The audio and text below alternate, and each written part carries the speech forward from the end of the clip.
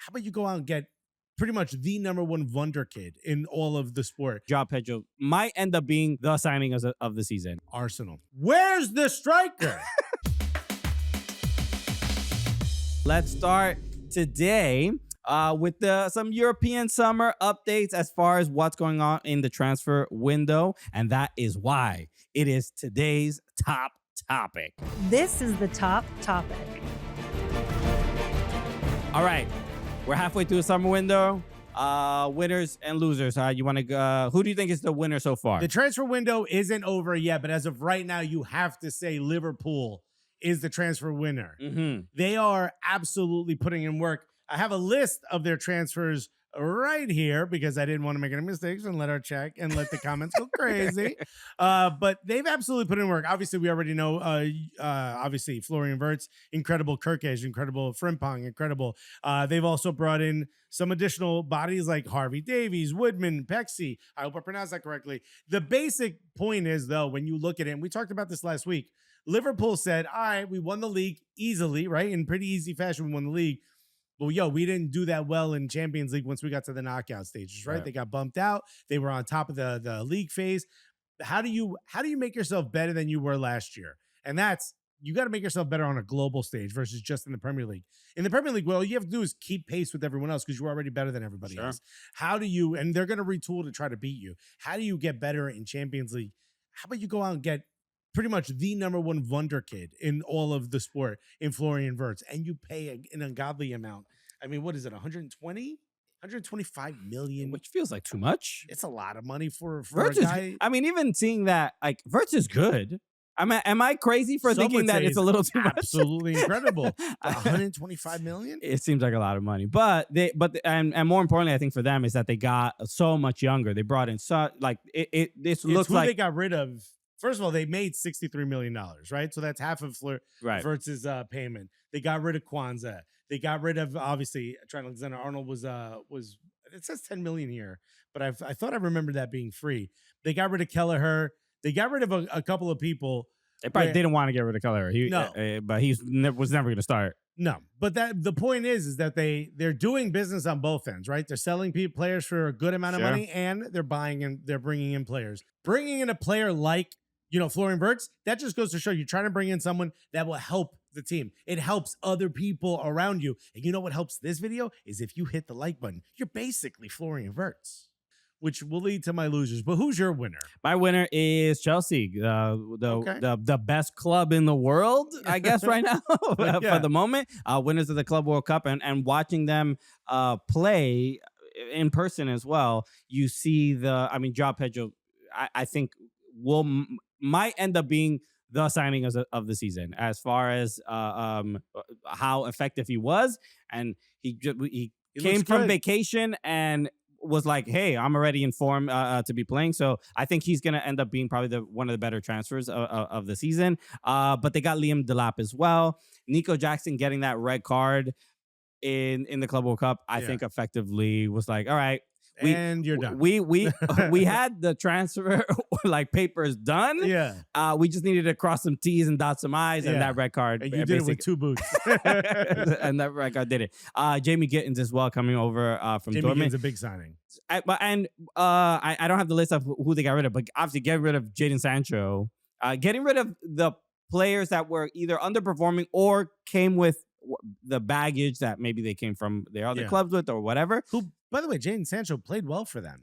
He did okay. When he got there, he was good when he got there. Right. And then the latter half of the season, he just fizzled down a little bit. And he barely could get as many minutes. But I thought this is a player they'd want to keep. And apparently they made an offer to him. I think the rumor was, I don't know if this is fully confirmed, but I know he was making around $300,000 a week at United. The rumor is they offered him $130,000 a week, and he said no because he wanted to stay on the $300,000. And now he ends up at Juventus making about $100,000 a week. So he ended up losing an additional $30K a week trying to get back to that 300. Which the reason nobody wanted you is because of the wages. Sure, a lot of teams would take a flyer. Juventus just did. We'll take a flyer on a player that was great at one point and seems to have taken a step back. And I think Sancho still has that in him. Okay. Marcus Rashford. We'll see how it All right. Good luck at Barcelona, my guy. Okay. Yeah. So I think Chelsea are my winners. How about losers? What about for you? I hate to say this, but loser, Arsenal. Oh, wow. I'm an Arsenal fan. Look, they went out. They got Zubamendi, 70 million, right? They went out there. Christian Mosquera is basically signed, sealed, delivered. Sure. They got with Kepa. Sure. Great. Where's the striker?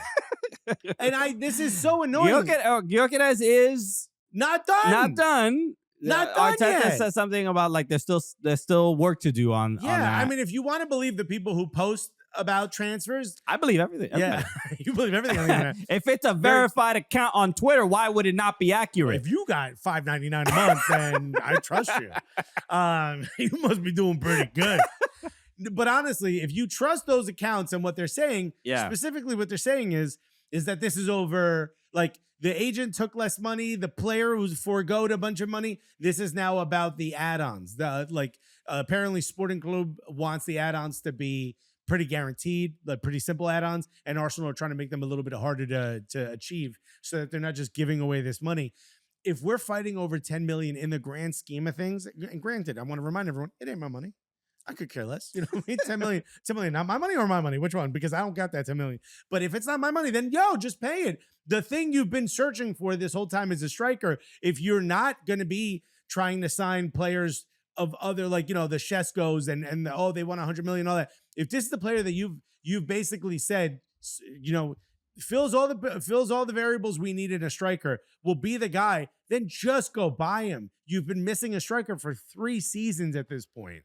Just go sign this guy. Quit penny pinching when it comes down to it, because this is exactly what Arsenal fans get frustrated about, is that you've been talking about a striker for 3 seasons. That's 6 transfer windows. Just go sign this guy. If you lose him to Manchester United, you will be the laughing stock next season, especially if you don't win because you don't have a striker. Why is there so much drama around signings and transfer windows with Arsenal? Is it a money thing? Is it a board that can't come up on what transfers to target? Because I think they're just helping Arsenal fan TV. Every other club, I feel like, Liverpool, Chelsea, Brighton, like everyone just gets the business done. They just get it done. I'm sure there's a lot of like behind the scenes drama, but why is it with Arsenal there seems to like it's a bigger talking point or dramatic part of the off season? I don't know why it's a bigger deal. It feels like a reality show versus a regular kind of sitcom that the rest of the other clubs kind of go through. There's a group of reasons. Part of it is the fans are so much more involved in transfers. I mean, I take you back to about 2 seasons ago when they were looking up, Isak registering a car in London, and that became big news on the internet because he's coming. This is how ridiculous the fans are about signing a striker. Okay, about getting the one player that we absolutely need on this team. This is how dedicated they are, or insane, toxic, however you want to call it.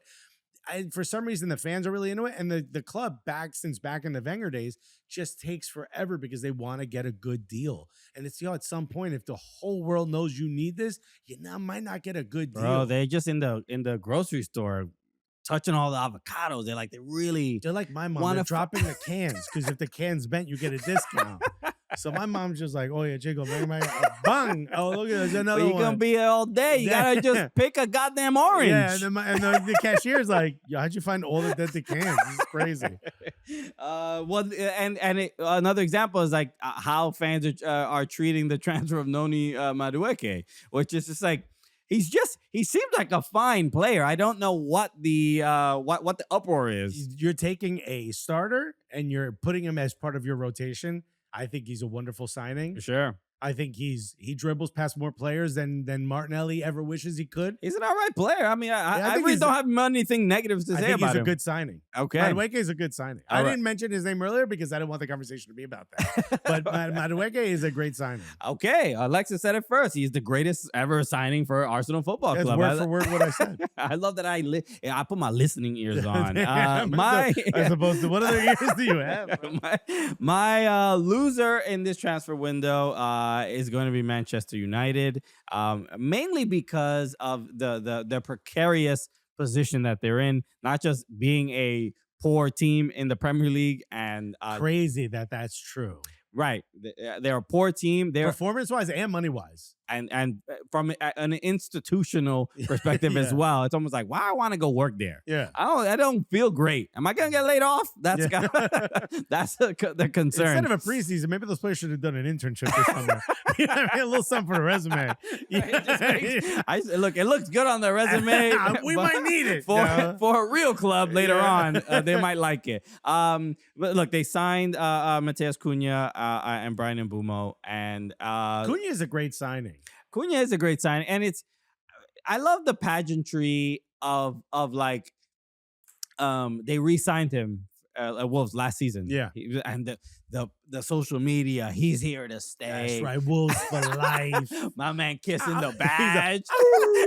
He's howling at the moon. That's right, bro. They howl, bro. That's their celebration. We watch Wolves games, bro. We love Wolves, bro. Clean, Wolverine. That's dog. what they say, right? They say hello and welcome. Okay. When you join the team. So I love that part of it. Just like you just signed them so that later, you can sell him. That's all. Yeah. It's like you don't want him to leave on a free. But the lying to the fans would be like, he's here for life. You see this Wolves tattoo? Damn. It's never rubbing off. Nah, don't rub it right now. Just let it settle. I just got it. Let it dry.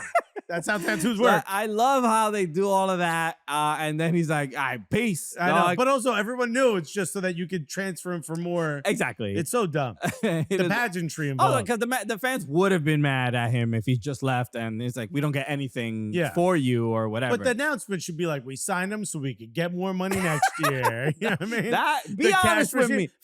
The cash machine going. That's what the announcer should be. We all know, dude. It's like when MLS, trades a player for GAM. You know what I mean? And they just, the social media post is just a bag of money. At least you're honest with us. Remember the lady who went viral for having the clear iPhone? She had the plexiglass. Yes. They should do a check like that. Like, you know what I mean? Take a picture with a plexiglass piece. There it is, the GAM check, bro. You stacked now. I think they're in a place where if they're rebuilding. They're rebuilding not only what the club looks like and what the team looks like on the pitch, but they're rebuilding like the brand. They have to losing out and missing out on Champions League is going to affect them very, very negatively. So not winning Europa was ridiculous. Yes, and I mean losing in that form. But they are going to the players who show up to work and are they're not there. It's no Europe. There's not. You're just there to like, hey, you're hoping we can get back to like better times and whatever. Right. But the heart has to be, because you're not going to get the plaudits of playing in the biggest games and playing in the biggest tournaments. Right. You have to be there because you want to be. You have to have grown up a United fan. A little bit. Showing up to United preseason is like showing up to the astronomer offices after the Coldplay concert. You're just like, bro, I don't want to be involved in this circus. Why that protest? Just because you cheated, dog. I got no answers for the question. Why the media outside? I don't know how to explain this either. Bro, you would think this nerdy ass company would be the safest place to be at. Dude. I thought I would not end up on page 6. And that thing is like you're gonna be probably paid less than a lot of your peers. Yeah. You're gonna be making less money, more scrutiny. That's the luck if the check clears. Right. more criticism. Yeah. So if you're there, you're gonna have to really want to be there. So even for Cunha and Mbeumo, they're gonna have to play well. And I already seen some of the media things that Mbeumo has done. This man does not seem interested in being in front of a camera. Bro, he Cole Palmer coded. He got no answers. Completely uninterested. Yeah, bro, that brain is just for football, bro. Just like Cole Palmer. I don't even know. He doesn't necessarily seem like he's like a dumb guy, but not exactly. He just seems like uninterested in other things. Like same thing with Cole Palmer. He's like, this is a waste of my time. Right. So like you walking into a restaurant. Very different than me walking into a restaurant. I mean, I'll eat. You're just like, why do we have to do this every 3 times a day is a lot. I mean, it feels like an insult to be compared to Cole Palmer in that degree. I'll eat the food. Yeah, I'm not gonna complain. I'm just not gonna ask any questions about it. Right. That's literally how he is. He's like, yeah, I'll do your social media, but I'm not interested in what you're asking. So yeah, Manchester United losers for me. I'm curious to see what those first like 4 weeks are gonna look like. if they get off to a rough start, bruh, it is. Can the fans We're gonna go be more, disengaged? Can they be more upset? Can they be more, they're not disengaged at all. They're incredibly engaged and angry. No, I mean, but they're I guess distant from what's happening. Disappointed. Yeah, maybe. There's a disengaged seems dumb, but there's like of course this is happening to us. Sure. Fergie, what happened to the Fergie days? Can I tell you who had a sneaky transfer season we haven't talked about? Manchester City.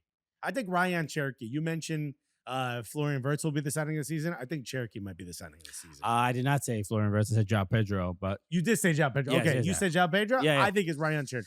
I don't think that's a bad shout. And then after watching him in the Club World Cup, I mean, we've already seen sort of a lot of the highlights and how like just the first touch and how saucy he is. And we saw he's also just like individual excellence. He brings it back to like that 04, 06. Yeah, he sent that one.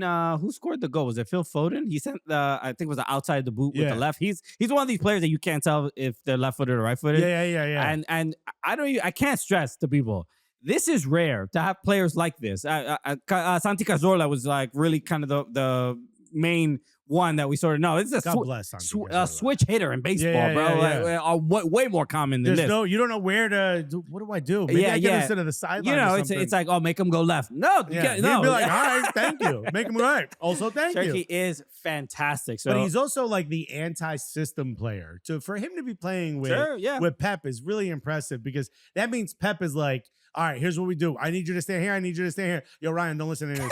I need you to I need you to. You better do this. If this player's there, Cherokee, you get the ball. You do whatever you do, Papa. There was I saw some clip. I think it was on Carmelo's podcast. They were talking about it might have been talking about Ryan Cherokee. Imagine Carmelo Anthony. Elite ball knowledge on it. Oh my God. They really tapped in. They were talking about Mike Brown being the new coach, right? Mike Brown of the Knicks, and they were telling stories about him. And I think they were talking about J.R. Smith or some player like a person who shoots the ball that shouldn't be shooting the ball, like recklessly.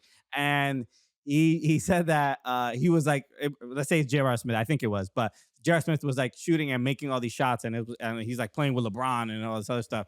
And then he was mad. He took like a fadeaway three from the corner or whatever and made it. And he was like, everybody was shocked that he even took that shot.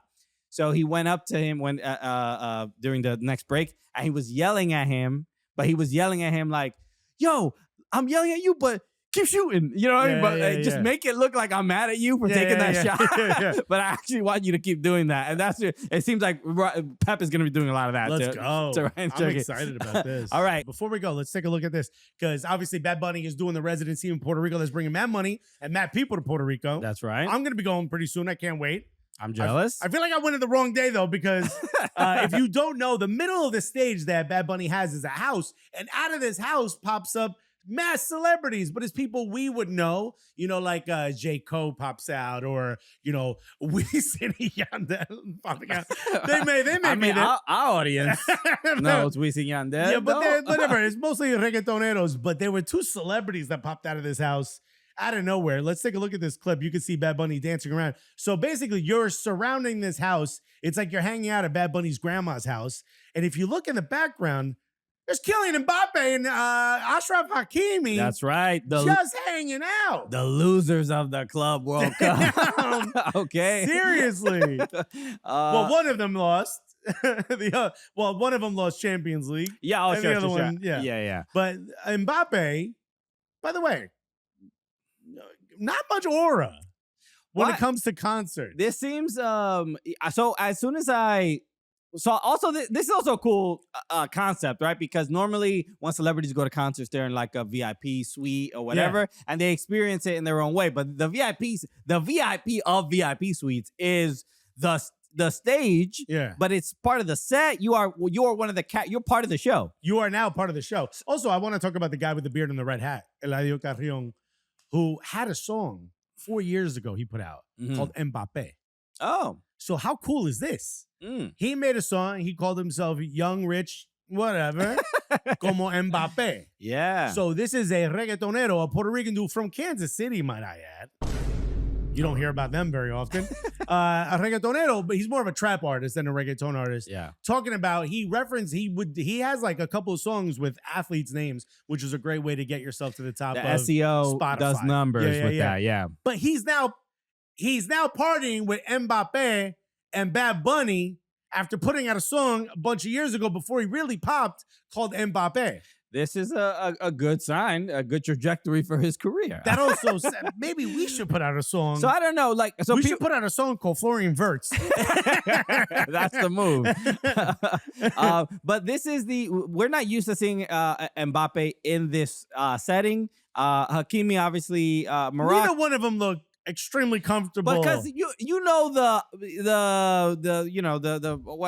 focus is going to be so much on them because of the celebrity. Like, we're not used to seeing footballers in this setting at all, right? And they're in their off season. Obviously, they're allowed to do whatever they want to do, but there is a little bit of it's a PSG player and a Real Madrid player. I'm sure some people are like, hey, why you hanging out with your ex like that? Yeah, of course. Yeah, a little bit. And outside of that, for whatever reason, Hakimi looks a little bit more comfortable than Mbappe. Mbappe is obviously French. He speaks Spanish fluently. Yeah. But they are partying in not their native language, which is no. But Hakimi was, I believe, born in Spain. He's Moroccan. I think he was born in Spain. Oh, I for some reason I thought he was originally from Morocco. But even still, Spain, also Caribbean Spanish. Exactly. It's just a different vibe. It's a different vibe. I'm not expecting Our them. hips move differently.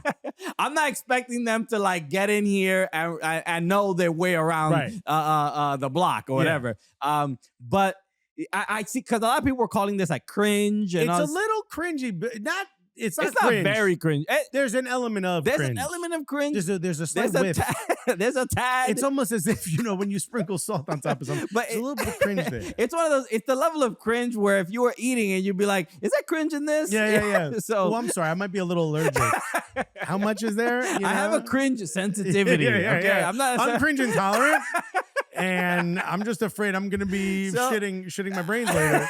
Because here's the thing: when the camera pans, you just see a group of Puerto Ricans vibing to this music quite well. Yeah. And then you get to the French guy, and he seems like he's doing a school lesson. Sure. You know what I mean? He seems like he's listening to this at home and doesn't realize he's at the concert. No, but I love the commitment. I love the fact that you're there. I'm sure they were invited and they considered, should we not do this? Yeah. Should we not be on stage here? When they got pulled on stage, they were like, can we just hang out on the couch inside? Because there is a house in there. You can hang out inside. Yeah. But I love this. I think we need more of this. I think this is and it just shows, I mean, Bad Bunny is incredibly one of the most popular artists in the world. Yeah. But the culture, the crossing of culture. The world needs our music is what you're saying. I mean, without a doubt. Yeah. Without it. There is a moment, though, where Mbappe looks at Hakimi and he doesn't say it. But the look is, are we doing this right?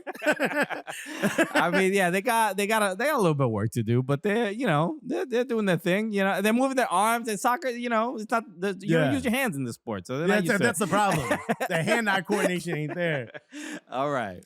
Yeah, I mean, look, that isn't comfortable. But whatever. At the end of the day, they got to go to the concert and be VIP. We didn't. Yeah. But hey, you're one of our VIPs. Stick around after this. We got more Cooligans. All right, welcome back to the Cooligans. Christian, got a little trivia for you. Okay, hit me with it. Who is the first Inter Miami player in Inter Miami history to score 4 goals in consecutive games or score in 4 consecutive games against the same team?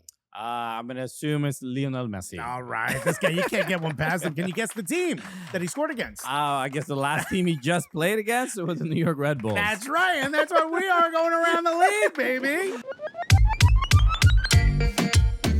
All right. Let's talk a little MLS because what happened to New York Red Bulls, man? They won last week 5-3 in a major comeback. Yeah. And now lose this week 5-1, bruh. It feels like, when certain teams have your number, it feels like this is the case. I mean, every single time Red Bulls have played against Inter Miami, it's been pretty bad. It's been pretty bad. It's the one team where Inter Miami looks pretty good defensively. Also, just gotta say, NYCFC hasn't given up a goal to Lionel Messi. So not every club, gets beat by him. But James Sands has scored more against Lionel Messi than Mil Forsberg. Is that what you're saying? But the one thing I would highlight is that I know Carlos Coronel hates seeing Messi coming, bro. He hates I mean, seeing first of all, what goalkeeper doesn't? I But this is understand a that. great goalkeeper. This is I would say a good goalkeeper, but that's fair. Yeah, I mean, Coronel is stood on his head many times. Sometimes, but sometimes he's also given up 5 goals. Well, right? that's usually against him. Yeah. So, but the was it Messi's his first goal, Messi's first goal, where he sat him down, where I'm not used to seeing this, where he essentially dummied the goalkeeper. Yeah. And not many people do this to goalkeepers at all. And He made him look like a Jenga. You know what I mean? Because and Messi did he received a great pass from Busquets, and Messi, it's just like, we know he's aging, but where are the signs exactly? Because he's still stupid fast. And then when he is taking the touches, bringing the ball into the box, he does a little cartoony, What was it like Super Mario 2? What one of them jumped? Luigi when he would jump and his right, and his feet would move around really quick. Like help him float. And that's kind of what it looked like Messi was doing, and that completely threw off Coronel because he's assuming the shot is coming right now, and no, his feet are just moving around super fast, and he just dribbles the ball by him and makes Coronel look ridiculous. Maxi Morales kind of did this also in the regular season as well. He's just short, guys. He can't see that far now, bro. He's too. This is when your height is actually. You got to get to my level. Well, it's because the ball. When Maxi Morales, the ball covers up to his knees.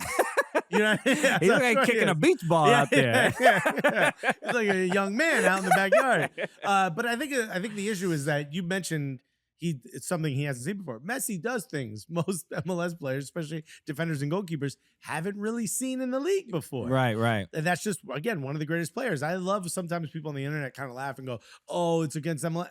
He did this in Europe. You know what I mean? He did this to some of the best players in the world because he is the greatest player of all time. Yeah, and his I mean, we all know like the vision and all this stuff, but he got 2 assists he got 1 assist in the game. Yeah.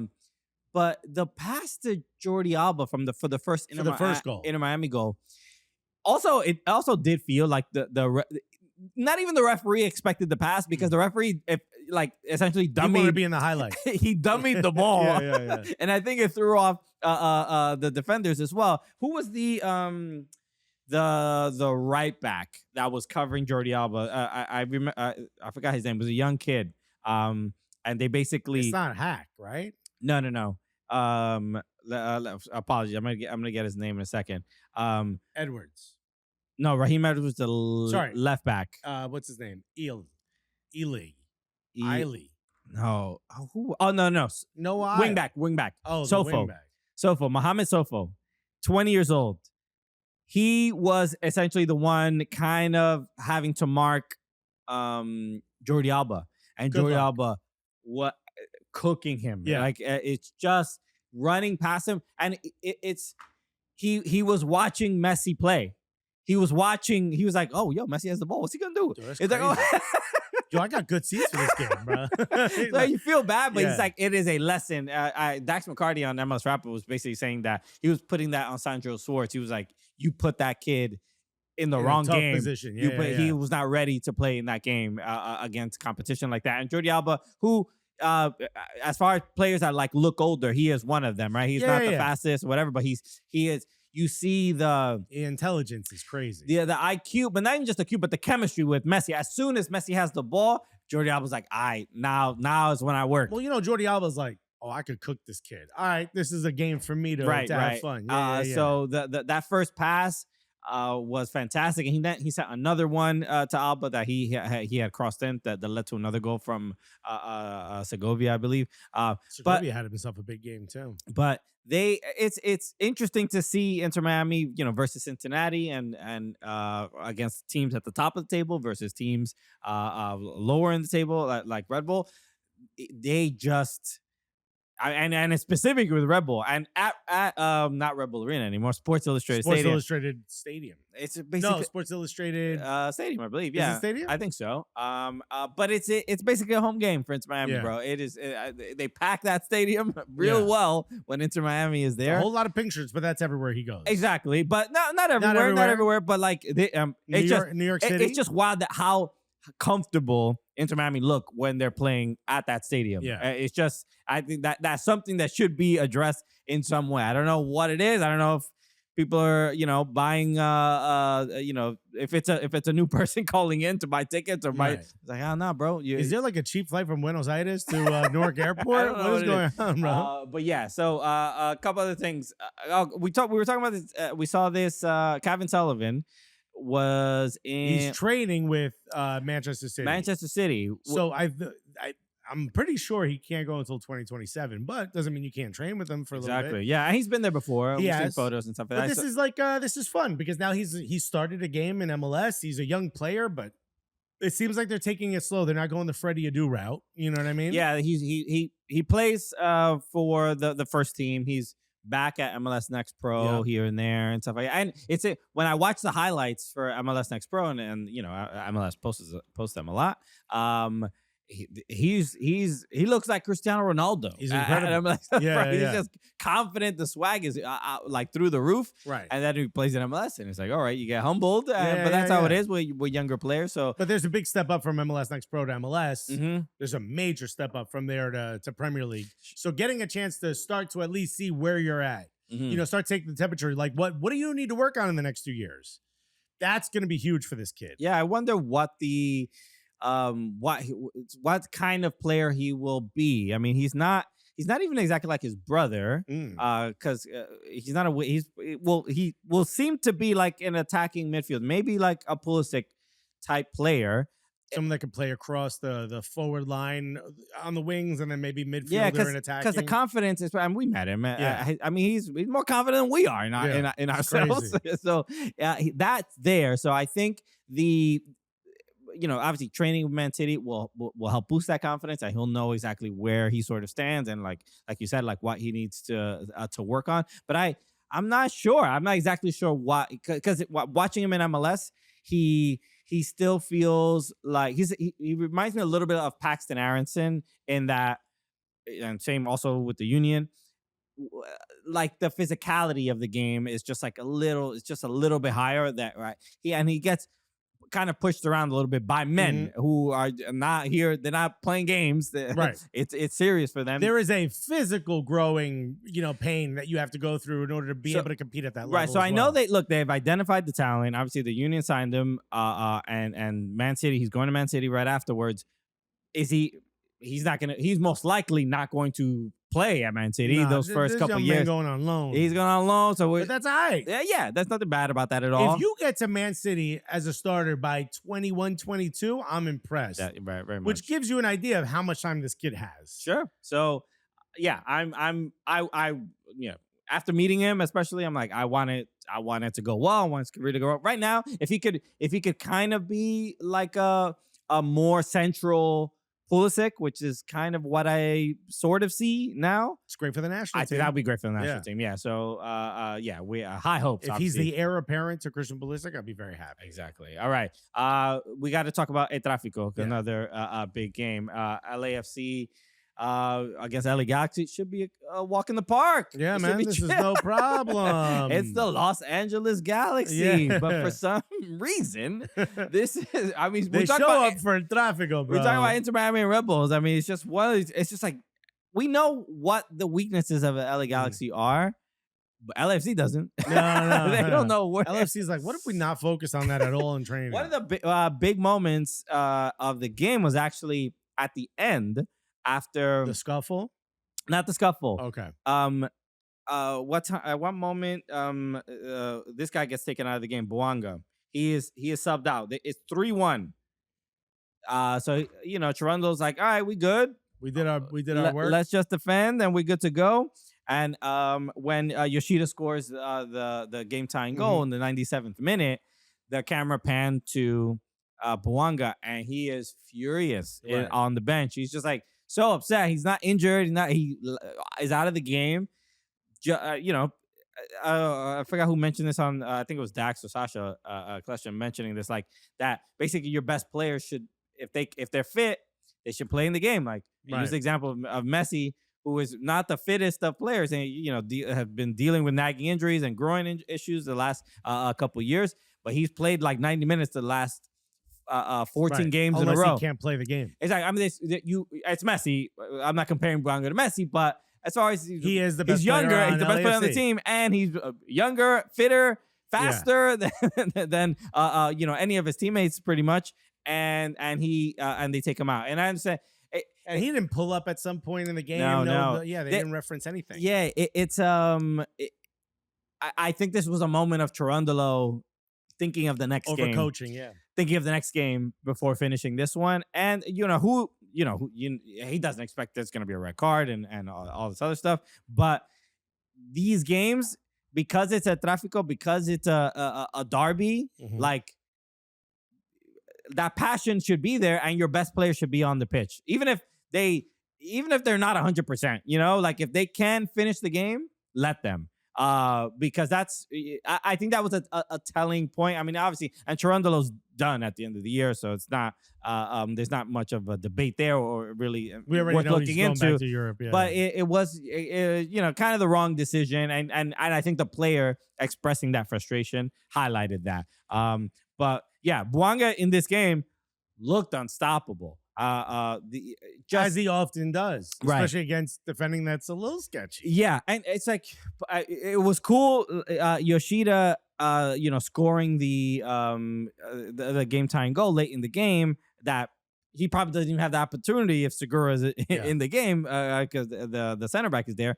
But Segura tried to manhandle Fagundes, and that's how you get.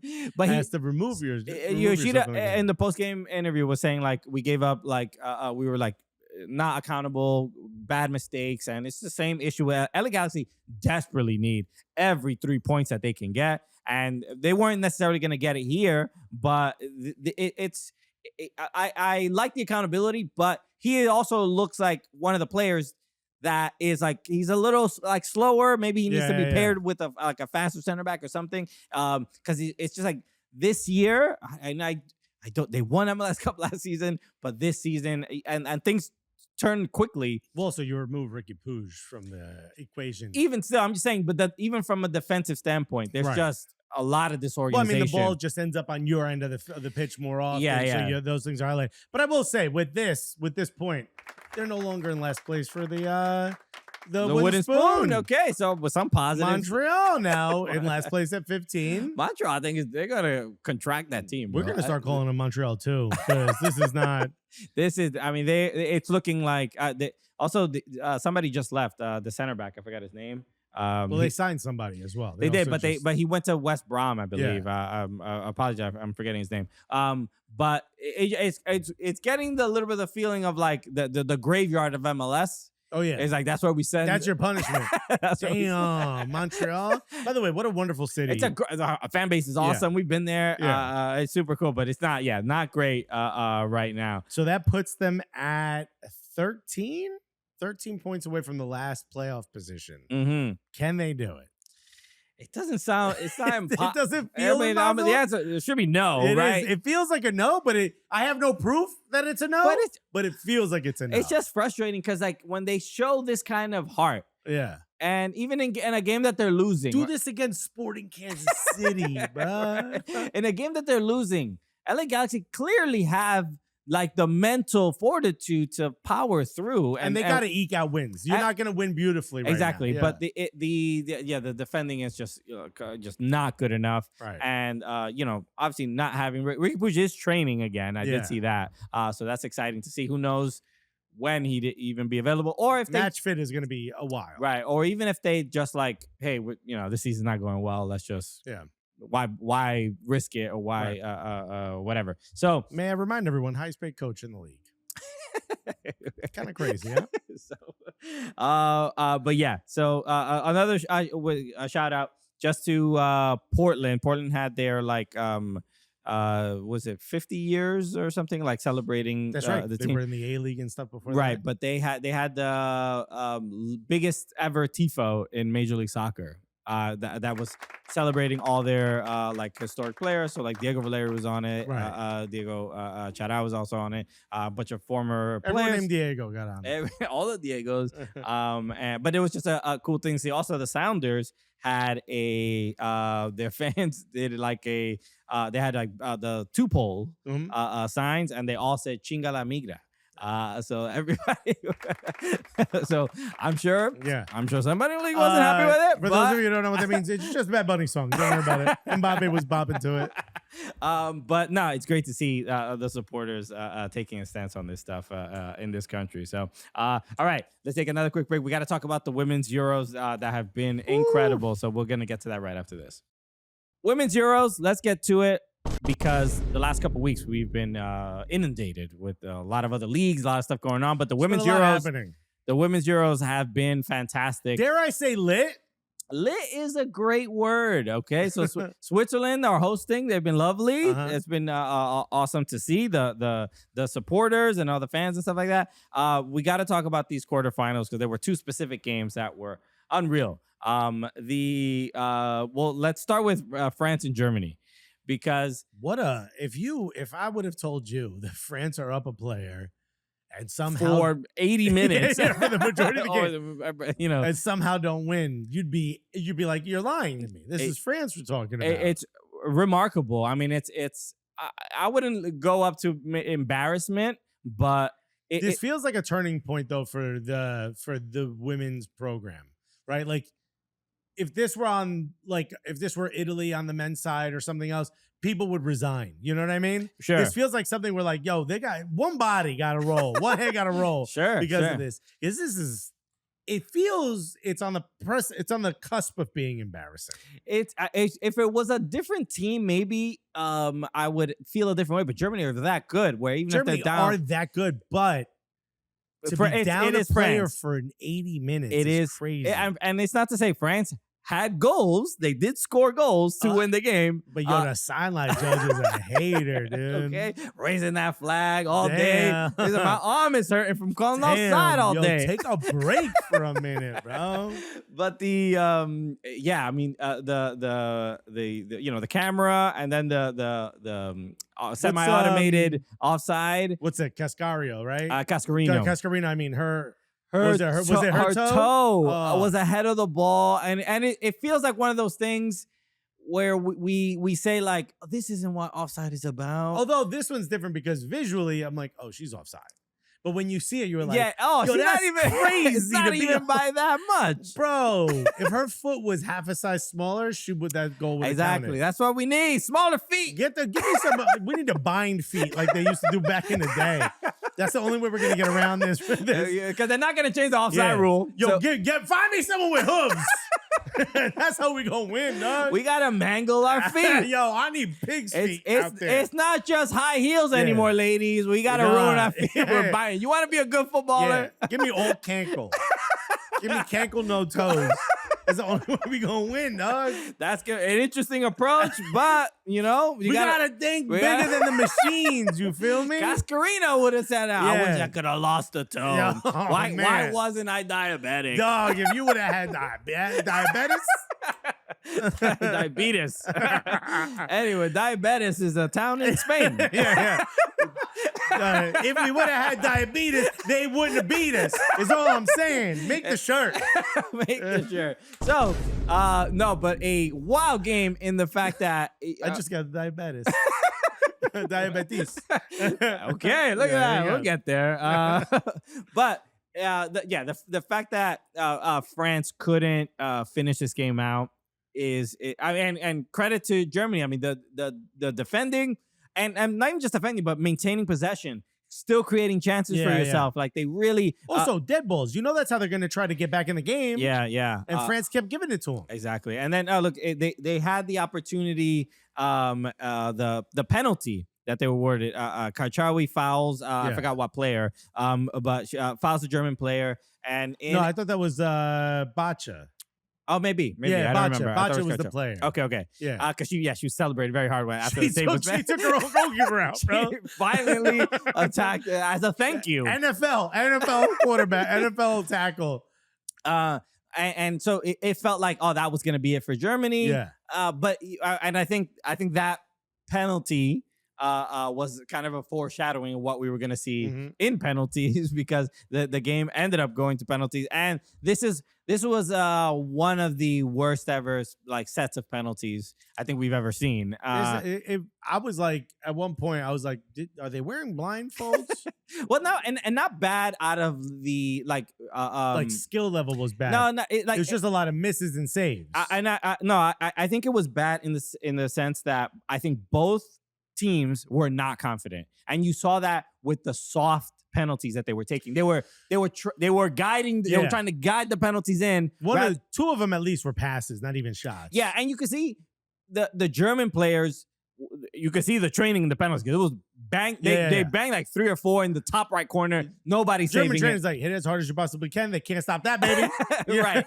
France was trying to pinpoint spots. Exactly. So, and there were a couple penalties that were just like, hey, dog, you're not believing in yourself right now. Like you can't come up here if you don't believe in yourself, right? Yeah, man. And so these way too soft shots that the keepers were predicting too easily, and this is on both, for both countries. But at the end of the day, Ann-Katrin Berger, the Gotham FC goalkeeper, had one of the games of her career because she had some wild moments in there, but she stood on her head for most of it. Yes, and then the potential own goal, the center back.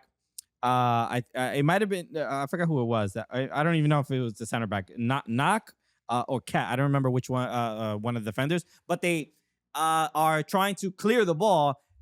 The ball's too high, clears it backwards. It's going into the goal, and Ann-Katrin Berger, one of the most iconic. It is similar. We were in Toronto for Stephen Fry's save against Josie Altidore. I forget who against who, but Ramsdale, when he was on Arsenal, had that one save where they were like, "Oh, it's a highlight goalkeeper. He's just doing. You didn't need to do all that, but literally, you're parallel to the ground. You look like you're floating. You look like you're asleep on air in order to make that stop." The photos of the save are incredible because the leap that Berger takes is phenomenal, and she has to, she's essentially walking forward and has to run back.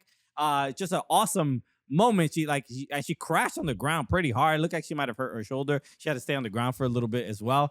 But she had just one of the games of this tournament, especially after not really having a great group stage. She made a couple mistakes and just really turned things around. And it's starting to feel like Germany could go on and win this whole thing.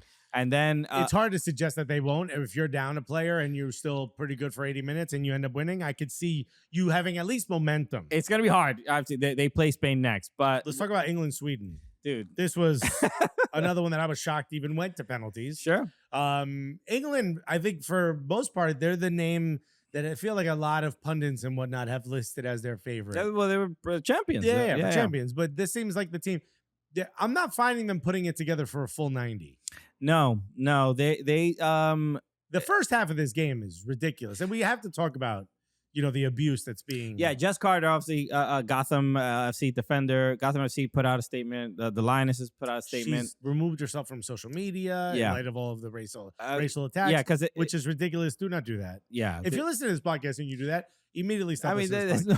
I'd be shocked if you did. That'd be pretty crazy. Unless you hate listen, which I mean that is also a thing. But I mean, we will talk about that in a moment. She was being racially abused for the errors that she made in the game against Sweden. And credit to Sweden because they took advantage of those mistakes. There were who's watching women's soccer that's also a racist. It just seems like such an odd pairing. That is an interesting, I mean, look. I don't think those two circles, overlap in the Venn diagram. I didn't think so. My guess is... How are you racist and not misogynist? So, you know what I mean? This is my theory, is that, like, social media is also a bit of a wasteland, right? And we know that there's terrible people, but there's also terrible, like, discourse that is not real people. Like, we know this for sure. There's no way. Oh, it's all Russian bots. It's all like Russian bots or whatever, and people that try to influence the culture in some way, even if it's negative. So it's like throw in a little bit of racism and they get them mad at each other. Yeah, let's get this conversation going, you know? So I think it's some of that. It's obviously not okay, and it's difficult to ignore as well. So it shouldn't happen, but it's a difficult thing in trying to stop it from happening, because I don't think it's real people. Yeah, that's kind of the main thing. The other argument too could also be that it's also people who are gambling on the game that don't normally watch it. That's also a possibility. Yeah. Right. So this is your fault. You're not paying your rent this month. It ain't. There was a game at Audi Field. Did you see? It was Canada. I think it was Canada US. And the player, a Canadian player, I don't remember who, was like kind of chirping at someone in the crowd, another like two women, and the woman in the crowd was like, "Don't stop paying attention to me. You're losing. Go pay attention to the game." And some people were like, "Hey, you shouldn't be yelling at the players." And then some people were like, "Nah, bro, that's sports." Good advice. Yeah, that's actually good advice. Like, she didn't say anything crazy. Yeah. She was just being like, "Yo, get your head in the game, bro." I think she was mad because there was like a hard foul on like Rose Lavelle or something like that. So she was like, "I'm defending my player." Like, she was like, "I'm doing my job. You do yours." So there's a right way to do it, and obviously online racial abuse for any athlete is absurd. It's ridiculous. We don't need to say that. Yeah. I think everybody knows sort of where we stand. I think the Cooligans. If we change our mind, if we change somebody's mind, I'd be like, wow, I can't believe you lit. I can't believe you're here. Thank you for being toxic and open to new shows. But England give up 2 early goals. And Jess Carter is involved in both of them. I mean, it's poor mistakes. I mean, even the goalkeeper, Hampton, had a little bit of what could have been a really bad like howler. She had a terrible touch, which caused one of them. But you could say maybe the pass that wasn't great from Jess Carter. Whose fault is it? Maybe both of theirs in that situation. Clearly, giving up a goal that early. It shocks your confidence, and England obviously have a lot. They're the previous winners. The pressure is on them. Mm-hmm. But the comeback, and I think the big difference here when Chloe Kelly came into this game, it changed the whole dynamic. There's a certain confidence she plays with, which is crazy. Speaking of, Lauren James is playing a completely different sport than everyone around her. Lauren James, I mean, she's fantastic. She's like bored of how good she is. When she's not stepping on Nigerian players, she's just those little things.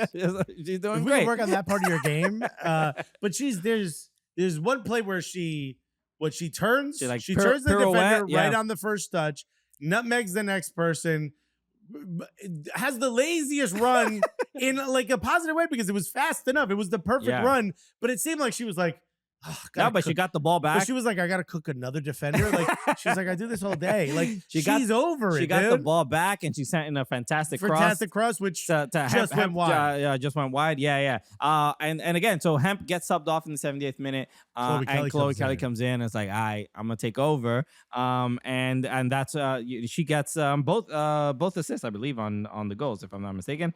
But this is no, she didn't get an assist because it bounced around, but she sent in the ball. Yeah. But Chloe Kelly in the first one sends in a fantastic ball to Lucy Bronze. The second one nutmegs the defender, sits her on the ground, and then sends in the ball that Ajimang ends up scoring the goal. And then her penalty. Yeah, as well. It's just she's an exceptional player. England is stacked. But it's funny how her time at Man City, like she couldn't get any minutes. No one ever explained why she didn't get any minutes. She goes on loan to Arsenal, wins Champions League, right? Baller, yeah. And so I don't know where the sort of disconnect is, and it may be something with Man City in general, because you think about Rose Lavelle, her time there, couldn't get on the pitch, and it's like it's goddamn Rose Lavelle. Why are you not seeing that we've all already seen, that the World Cup has seen? Exactly. And I know she had some injuries and stuff like that. Sam Mewis was there as well. It didn't really pan out too well either. Maybe that could have also been injuries. And it's funny too, because you could say like a lot of times Americans aren't like the techiest player. Rose Lavelle is. Sure. She belongs in a European game. Whatever that can't means. comprehend what the issue is with Chloe Kelly because she's as an Arsenal fan, thank you. So and then the penalties as well. England end up winning. And what a shame, by the way. The girl who missed for Smilla Holmberg, 18 years old. Oh, that's got to break your heart to be the one who misses at 18. But so she plays for Hammarby. Zlatan Ibrahimovic, part owner of Hammarby, sent her a message to try to, give her some confidence after that to try to put her in the right place. Because as soon as she misses, she puts her head in her hands. You got to feel terrible for a young lady like that. But what a wonderful game for England. And now, I mean, still, if you could they basically gifted the 2 goals to Sweden and still found a way to come back and win. That to me, that puts you in line to be, for me, you're my favorite. England winning that game, I think, because I think they're on the better side of the bracket. They play Italy. Italy won against Norway, which was I think a big shock. It just shows there's a little bit of like being sort of impressed of like where the teams are, like year over year, Euro after Euro, World Cup after World Cup, and Italy has you've seen the women's league has way more investment, right? Where it seems almost feels like a little bit more excitement on the women's side than the men's side. Of course, well, that for the national team. This goes show if you invest and you care about it and you promote it forward, it will get better. And that's exactly what the women's team is doing. Yeah, Cristiana Guidelli is scored the game winner against Norway late in the game, and she seems to be the biggest threat, but seems like that is really the main threat. So England. This has to be the opportunity. Like you can get to the final. You can get to the final here through Italy. Germany's going to be playing Spain. Yeah. Spain being Spain. An absolute powerhouse. You know what I mean? I'm going to be impressed. After what Germany just did, being able to defensively hold back France, going up against the powerhouse of Spain. Who's coming in with the most momentum? That I'm going to be impressed to watch this game. Yeah, Spain are kind of we all expected them to be here. Yeah. But Germany, if they could, I mean, they'll. If you could do it against France, down a player, what can you do with your whole squad? The red on their center back is not ideal, so she's going to be missing the game. But yeah, I mean, this is their final. They have to treat it. I mean, Spain are absolutely no joke. Do not pull anybody's hair. That was, but we didn't even talk. Did we even talk about that? No, I don't think we did. What a ridiculous red card. Yeah, I mean, there was part of it when you're watching it, kind of like in normal speed. You're like. She didn't pull that It seemed like she was trying to grab the kit in full speed, but when you watch it in slow-mo, you're like, oh no, she grabbed and pulled a little bit, and I love the I forgot her name, but her response. Hendrik. No, Hendrik pulled her hair, but the girl that got her hair. She turned around, she's like, "What's up? Why you pull my hair though?" It was one of those like, you ain't gonna be here very long. Like, why are you doing that? You know you can't do that. There's cameras. Because we saw it when we went to the no, did we see? Were we at this game? Chelsea Real Madrid. We weren't at the game, but they played each other, right? That was who was it? That pulled Cucurella's hair, so one of the Real Madrid players, and got sent off late in the game. And that one was a little bit more forced. It was he was and Cucurella was like running away or whatever. But you've seen it enough. The NFL's like, it's part of the jersey, baby. Don't care. Did they change the rule in the NFL or no? You can still pull the hair. I don't know. You might be able to. I think so. I don't think they changed it. Tuck it in, bro. What are you talking about? In the NFL. Also, your hair. All right. Let's wrap up there, everybody. The Euros, obviously, the semifinal, England, Italy, Germany, Spain, and it was happening July 22nd and 23rd. So we'll talk about those after they happen. Thank you, everybody, for tuning in to another episode of the Cooligans. We always appreciate it. Make sure you subscribe if you have not yet. Hit the like button on this video on YouTube. Hit the like button even when there is no like button. All right? Dude, find it. Find the like button. Just write the word like in the comments. Okay. That counts. Your girl says you don't know where the like button is. Damn. Okay, you don't want that to happen. Look under the hood. Tuck it in. All right. We'll be back on Thursday with a hot show. Oh, baby. Big time guest. I'm not even gonna reveal it right now. No. Just, but you'll be excited. You're gonna be quite excited. So make sure you tune in on Thursday. All right. We're saying that in case it doesn't happen. You know how it is. People are busy. Yeah. Shout out to Charlie for sending me this. Sending both of us. Both of us. Yeah, we got the MLS All-Star game is this week. Unfortunately, we're not going to be in Austin. No. We have prior engagements, but shout out to them for sending me the Liga MX jersey. Yeah, I got the same one. So we normally, we showing Liga MX some love this time around. We obviously we watch a lot of MLS and we're rooting for the boys. Yeah, right. But the kid is dope. So shout out to Charlie for sending those. Thank you everybody for tuning in. We'll see you on Thursday. Have a good week. Peace, everybody. Love you guys. Yeah, I mean, it just goes to show, right? Like Germany, obviously very strong, but right now I feel like England women's team, they are the European powerhouse. In fact, we did a video about how Liverpool and the signings are making in the transfer window make them the European powerhouse, or maybe it possibly could. Just click on his face and you could watch that video right now. And if you want to subscribe, just click on Alexis's face. It's right there.